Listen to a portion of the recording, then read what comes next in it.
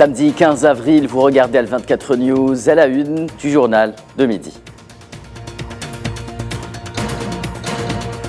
En France, le Conseil constitutionnel a tranché sur le sort de la réforme du régime des retraites. En validant la majeure partie du texte, les Français travailleront bien jusqu'à l'âge de 64 ans.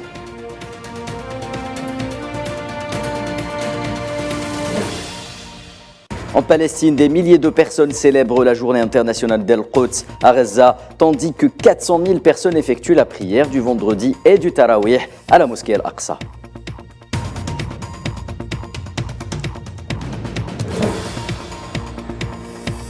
Moyen-Orient toujours, le dossier du Yémen connaît des avancées notables sur le plan politique depuis que Riyad et Téhéran se parlent de nouveau. Les Nations Unies saluent l'échange de 900 prisonniers entre les parties au conflit avant la reprise du dialogue pour un accord de paix.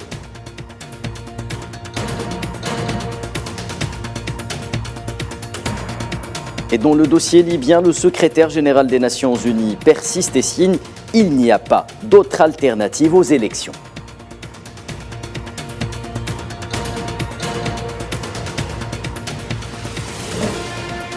Mesdames, Messieurs, bonjour. Avant de développer les titres, retour sur l'actualité nationale avec la visite du ministre des Affaires étrangères syrien Faisal El-Moqdad en Algérie. Le chef de la diplomatie syrienne devrait atterrir dans quelques instants à l'aéroport international d'Alger, Houari Boumediene.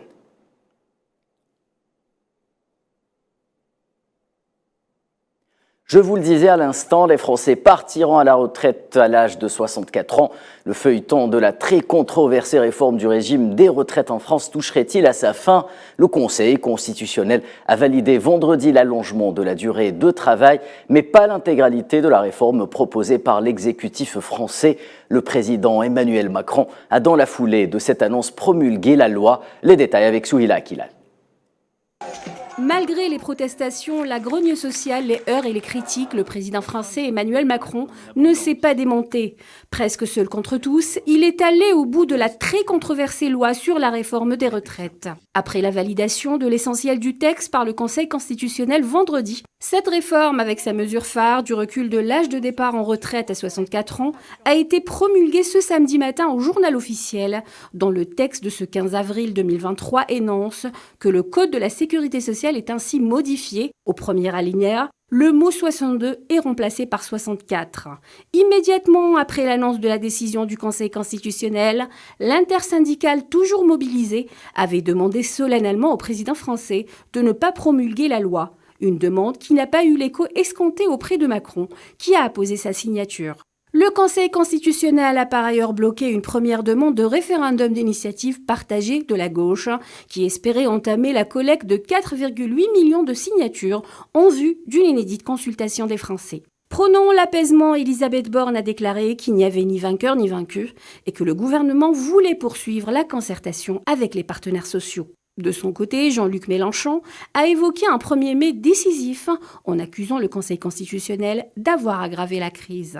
Pour Marine Le Pen, le sort politique de la réforme des retraites n'est pas scellé et son entrée en vigueur marquera la rupture définitive entre le peuple français et Emmanuel Macron. Macron devrait vraisemblablement prendre la parole en début de semaine prochaine. En revanche, la rencontre qu'il a proposée aux syndicats pour mardi n'aura certainement pas lieu. L'intersyndicale n'entend pas se rendre à l'Élysée avant le 1er mai, traditionnel rendez-vous social qu'elle souhaite transformer en journée de mobilisation exceptionnelle et populaire. Dès l'annonce de la décision du Conseil constitutionnel, des rassemblements spontanés et manifestations ont eu lieu dans plusieurs villes françaises, notamment à Paris, où des débordements ont été constatés.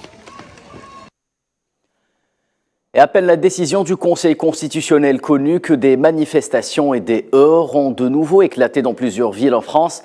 Paris, Marseille, Rennes ou encore Nantes. Dans la capitale, au moins 4000 personnes en colère se sont réunies devant l'hôtel de ville.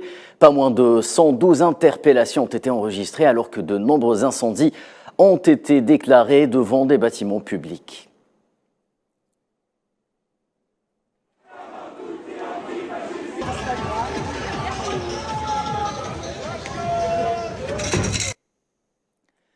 Et Et des réactions également chez la classe politique de l'opposition en France et des syndicats.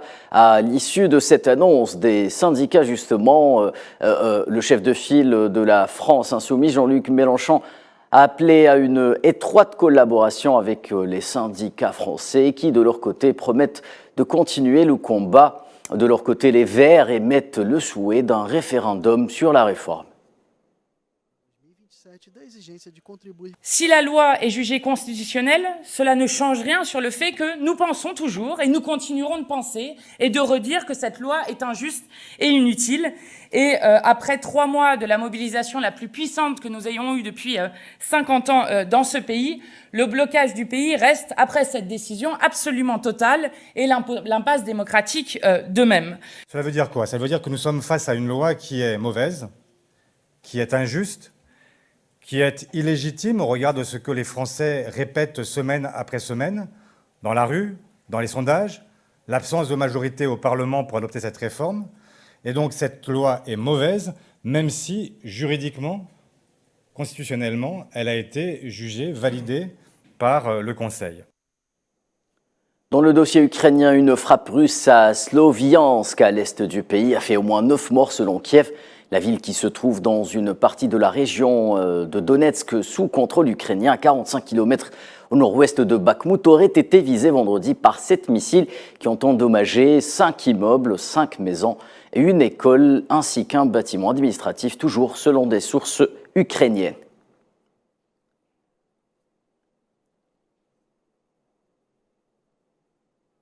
Et un mot sur les perspectives de croissance en Europe. Le vieux continent devrait subir un fort ralentissement de sa croissance, mais évitera tout de même la récession en 2023 avant de connaître une accélération en 2024. Propos tenus par le directeur du département européen du Fonds monétaire international, Alfred Kammer. Nous reviendrons sur ces prévisions plus en détail lors de nos prochaines éditions.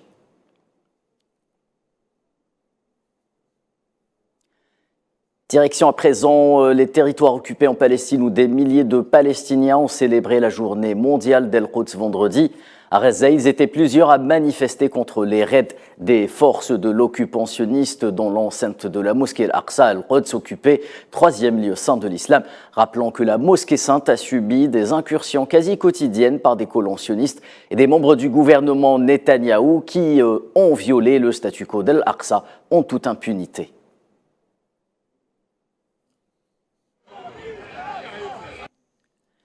Et puis, pas moins de 400 000 personnes ont observé la prière du vendredi et la prière du soir Tarawih vendredi à la mosquée Al-Aqsa, et ce malgré l'important dispositif sécuritaire déployé par les forces sionistes à l'entrée de la ville d'Al-Quds et aux abords de la mosquée afin d'empêcher l'arrivée des fidèles.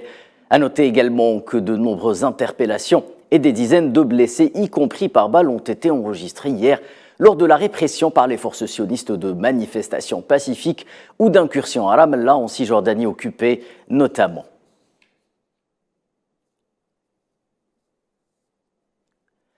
Le dossier du Yémen est marqué par des avancées sans précédent sur le plan politique depuis que Riyad et Téhéran se parlent de nouveau. Les négociations entamées la semaine dernière à Sanaa donnent des résultats satisfaisants qui se soldent déjà par un échange de prisonniers entre les parties du conflit en attendant la reprise du dialogue pour un accord de paix global soutenu par les Nations Unies. Les détails avec Leïla Gertal. Le secrétaire général de l'ONU, Antonio Guterres, s'est félicité de l'échange d'environ 900 détenus dans le cadre du conflit au Yémen.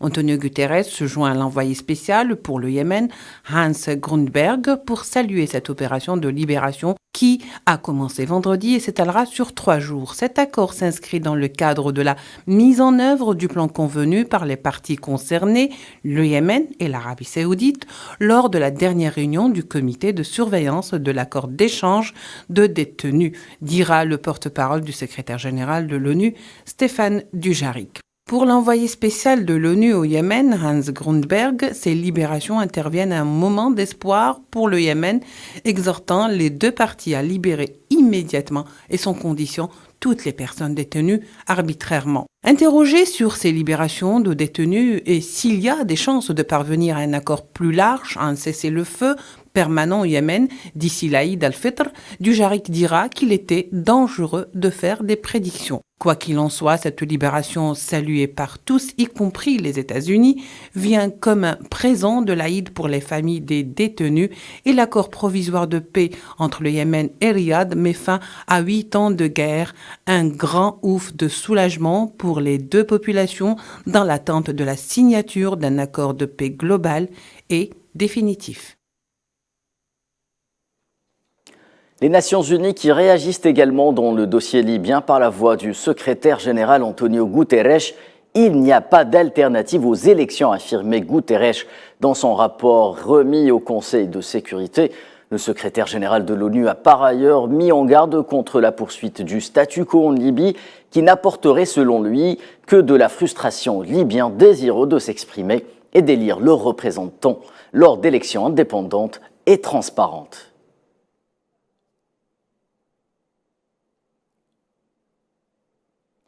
Et en République démocratique du Congo, moins 40 personnes ont été tuées vendredi dans de nouvelles attaques au villages attribués à une milice communautaire en Ituri, province du nord-est du RDC, où les morts se comptent par dizaines presque chaque semaine.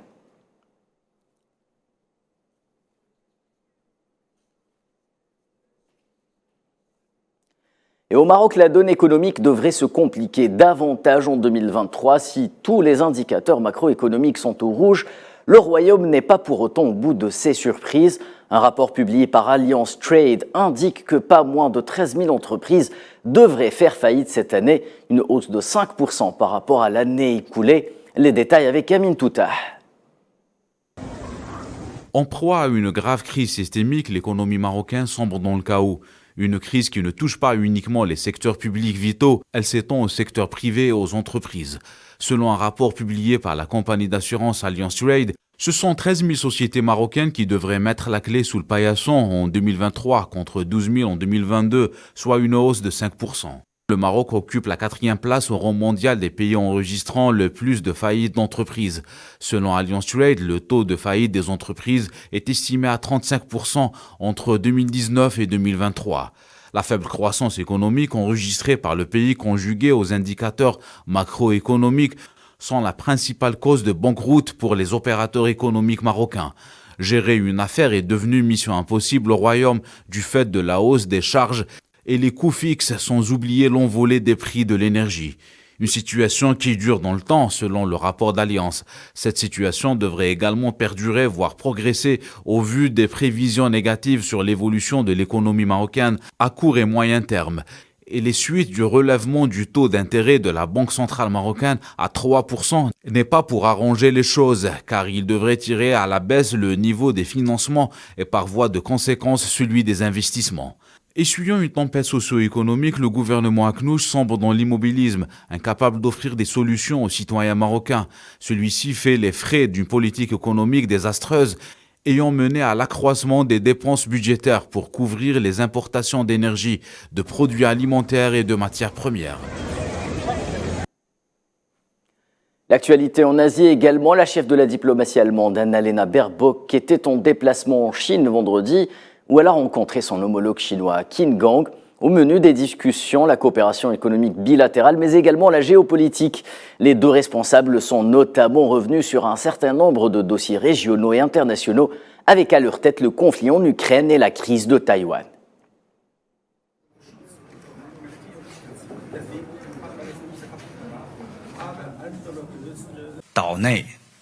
Un point que j'aimerais souligner, c'est le rôle de la Chine dans la crise ukrainienne. Notre proposition se résume à un point, c'est-à-dire persuader et promouvoir les pourparlers. Nous ne ferons rien pour mettre de l'huile sur le feu. Nous observons avec inquiétude les tensions croissantes dans le détroit de Taïwan. C'est pourquoi il était important pour nous pendant les pourparlers, en toute compréhension des sensibilités de la question de Taïwan, que nous restions fermement attachés à notre politique d'une seule Chine et que les conflits ne doivent être résolus que pacifiquement. Et c'est la fin de ce Midi Info. Merci de votre attention. Excellent après-midi sur Al24 News.